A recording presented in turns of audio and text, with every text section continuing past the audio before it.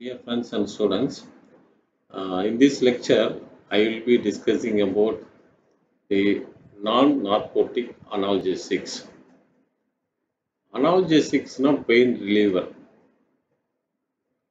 But non-narcotic analgesics அப்படிங்கிறது என்னன்னா, the analgesics can be broadly classified into two.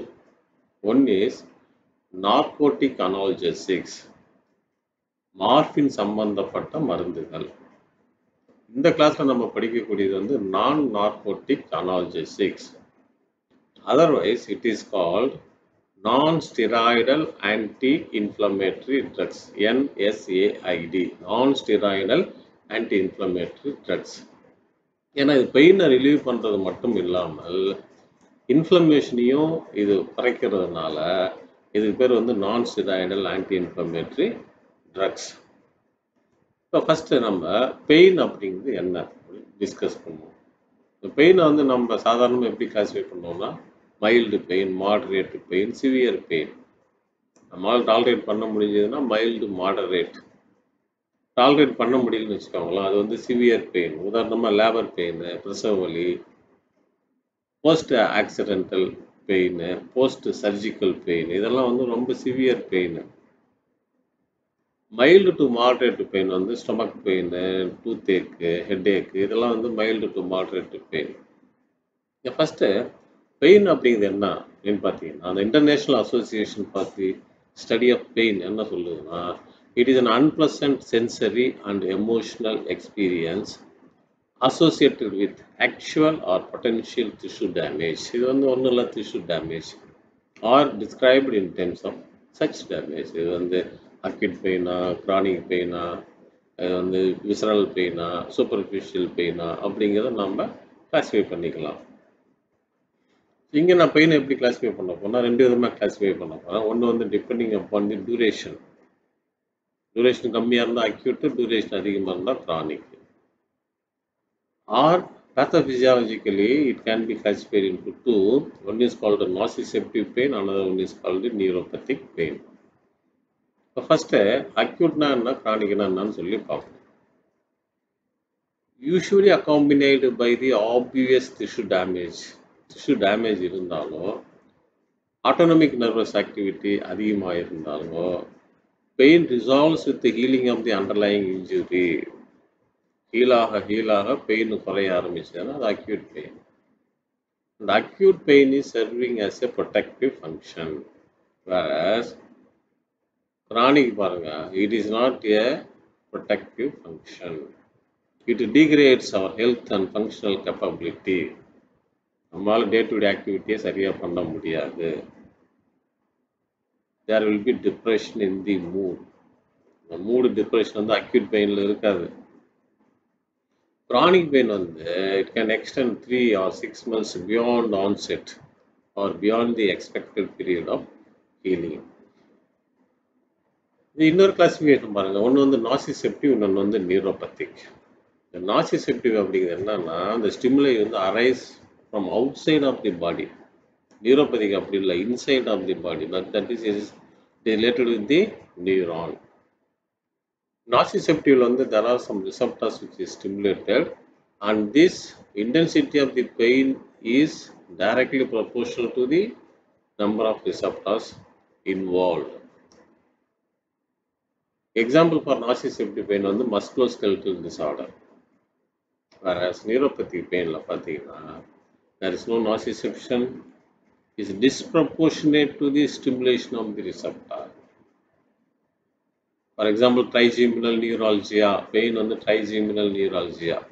The pain on the example for the neuropathic pain.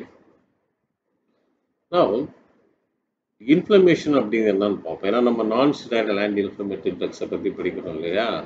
Inflammation அப்படிங்கிறது என்னன்னா, our cell wall is made up of phospholipids, that is bilayer of lipids and one layer of protein, lipoprotein. The phospholipid portion of the cell membrane releases arachidonic acid with the help of an enzyme called phospholipase A2 calcium 2+ ions and calmodulin ions. That arachidonic acid is converted into prostaglandins. அதுதான் நம்ம இப்போ படிக்க போகிறோம். Prostaglandin தான் படிக்க போகிறோம். The conversion of arachidonic acid to prostaglandin is under the control of an enzyme called COX, cyclooxygenase. So this prostaglandin, that is PGH2, is converted into prostacyclin or prostaglandin I2, prostaglandin E2, F2 alpha, prostaglandin D2, and thromboxane A2. Now, some prostaglandins can able to increase hydrochloric acid secretion. Some prostaglandin can inhibit gastric hydrochloric acid secretion, but E2, F2 alpha, PGD2 are hyperalgesic in nature. That means it produces pain. Some of these prostaglandin increases vascular permeability so that there will be inflammation. So, pain, inflammation and fever, there will be release of prostaglandins from the arachidonic acid. Now, what we are going to do is, சொன்ன இல்லையா non-steroidal anti-inflammatory drugs. அப்போ non-steroidal அப்படின்னாலே steroidal anti-inflammatory drugsனு ஒரு group இருக்கும். அதெல்லாம் ஸ்டிராய்டல் மாயிட்டு ஸ்டிராய்டல் drugs நம்ம அதிகமாக எடுத்துக்கவே கூடாது. Corticosteroids, cortisone, hydrocortisone, பீட்டாமெத்தசோன், dexamethasone, prednisolone, அது நம்ம தனியாக ஒரு சாப்டரில் படிப்போம். அதெல்லாம் பாஸ்போலிபிடேஸ் A2-வை இன்ஹிபிட் பண்ணோம். அது வந்து கிரானிக் இன்ஃப்ளமேஷனுக்கு தான் நம்ம கொடுக்கணும். இந்த அரச்சிடோனிக் ஆசிட் புரோஸ்டாக்லாண்டினா மாறுது பார்த்தீங்களா, that can be inhibited by the non steroidal anti inflammatory drugs.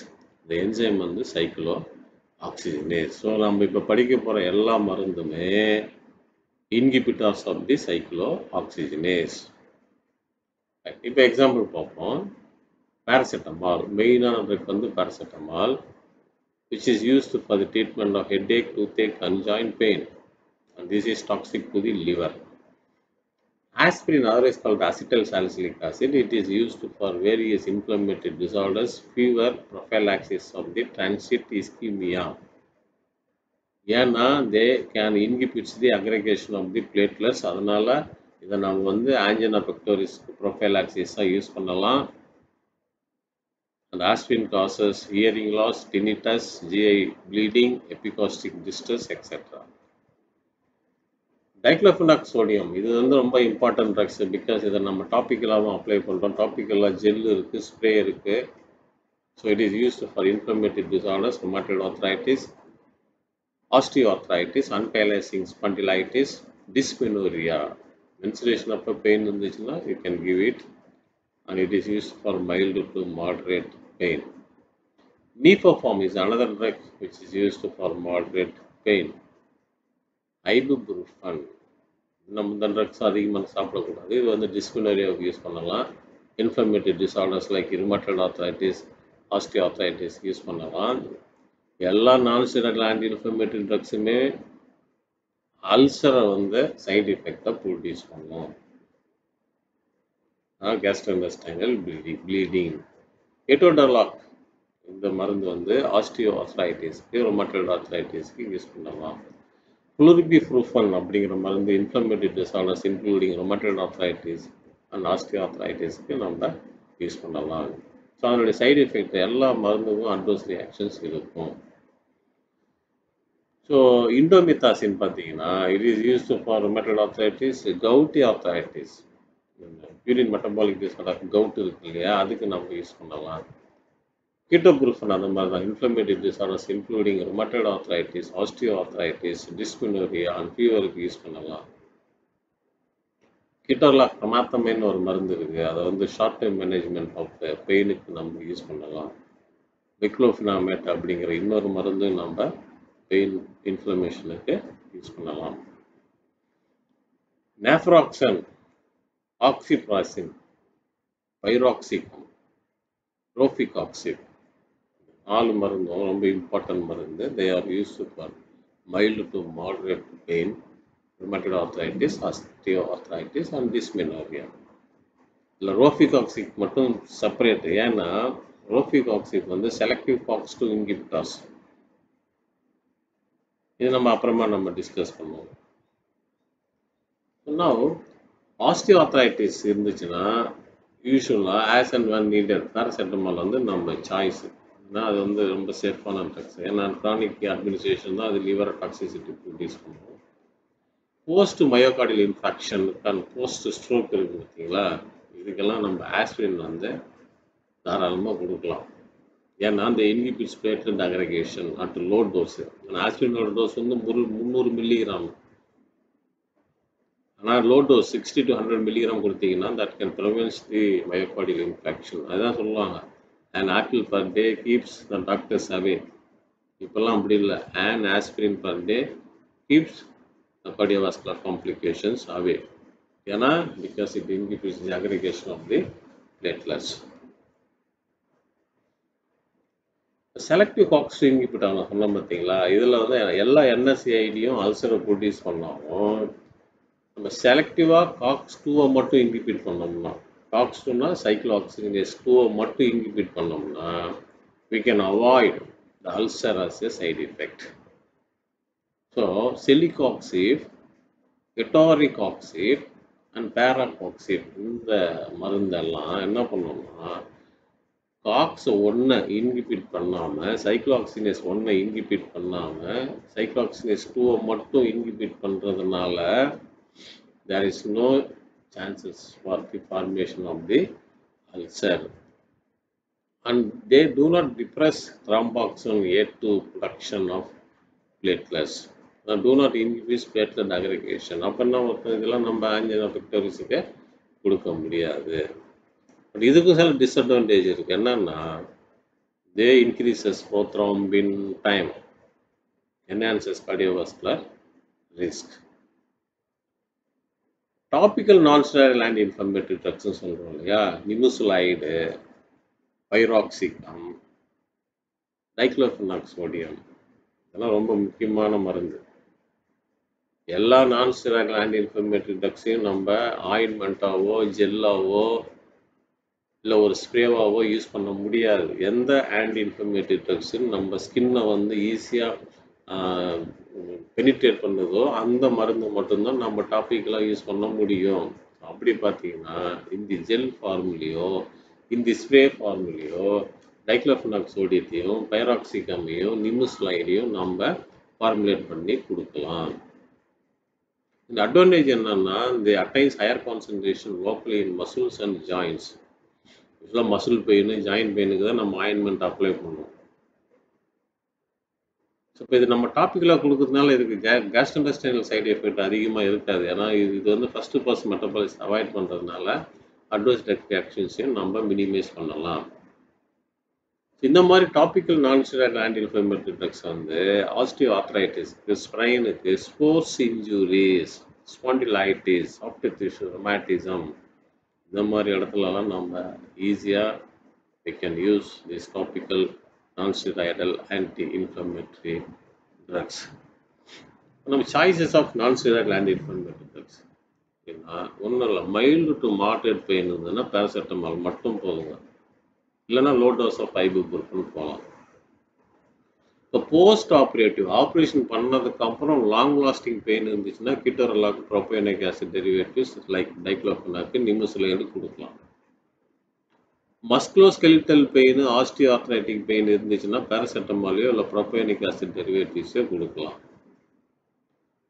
எக்ஸார்பேஷன் of the rheumatoid arthritis, acute gout, ankylosing spondylosis இருந்துச்சுன்னா we can go for indomethacin, piroxicam or naproxen. Gastric intolerance இருந்துச்சுன்னா இதை சாப்பிட்டாக்க அல்சர் வரும் உங்களுக்கு பயமாக இருந்துச்சுன்னா we can go for selective COX-2 inhibitors. History of asthma இருந்ததுனாலும் நம்ம வந்து COX-2 inhibitors தான் கொடுக்கணும். பீடியாட்ரிக் பர்பஸ் வந்து பேராசிட்டமால் ரொம்ப சேஃபு. ப்ரெக்னன்சி டைமில் பேராசிட்டமால் ரொம்ப சேஃபு. இஸ்கிமிக் ஹார்ட் டிசீசஸ் இருந்தாலோ, ஹைப்பர் டென்ஷன் இருந்தாலோ, டயபெட்டிஸ் மெலிட்டஸ் இருந்தாலோ கரெக்டாக டாக்டரை கன்சல்ட் பண்ணிவிட்டு என்னென்ன சாய்ஸஸ் ஆஃப் ட்ரக் இன்ட்ராக்ஷன் இருக்குது அப்படிங்கிறத நம்ம டிசைட் பண்ணிவிட்டு அதுக்கப்புறம் they were to prescribe the non-steroidal anti-inflammatory drugs. So with this, I am concluding the non-steroidal anti-inflammatory drugs. Otherwise, it is called a non-narcotic analgesics. In the next class, we will be discussing about the narcotic analgesics. Thank you.